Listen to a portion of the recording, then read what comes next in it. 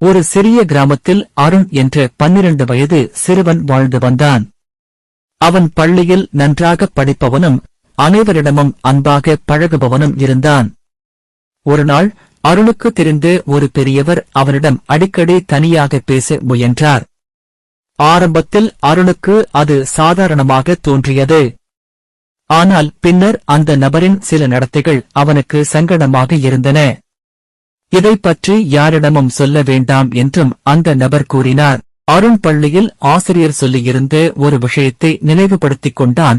யாருடைய நடத்தை உனக்கு பயம், சங்கடம் அல்லது பாதுகாப்பற்ற உணர்வை தந்தால் உடனே நம்பிக்கையான பெரியவரிடம் சொல்ல வேண்டும். அதன்படி அருண் வீட்டிற்கு சென்று தனது அம்மாவிடம் நடந்ததை பகிர்ந்தான். அம்மா அவனை பாராட்டி, நீ செய்தது சரியான முடிவு என்று கூறினார். பின்னர் குடும்பத்தினரும் பள்ளி ஆசிரியர்களும் இணைந்து அவனுக்கு பாதுகாப்பு அளித்தனர். அந்தச் சம்பவத்திற்குப் பிறகு அருண் தனது நண்பர்களுக்கும் ஒரு முக்கியமான பாடத்தைச் சொன்னான். யாராவது உங்களுக்கு சங்கடமாகவோ பயமாகவோ உணர வைத்தால் அதை ரகசியமாக வைத்துக் கொள்ள வேண்டாம்.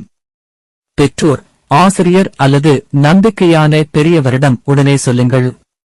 கதையின் கருத்து: சிறுவர்களின் பாதுகாப்பு மிகவும் முக்கியம்.